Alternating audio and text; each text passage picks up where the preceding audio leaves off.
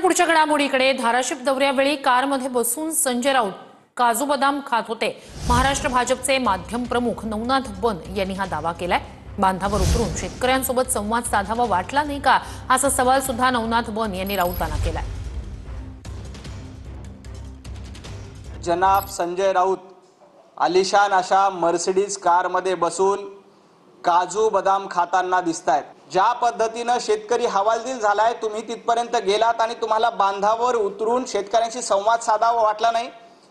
मुंबईमध्ये बसून पत्रकार परिषद घेऊन शेतकऱ्यांना हे केलं पाहिजे, शेतकऱ्यांना ते केलं पाहिजे अशा गप्पा तुम्ही मारताय आणि तुम्ही साधं मर्सिडीज कारमधून उतरून शेतकऱ्यांशी संवाद साधायला तुम्हाला लाज वाटली होती का?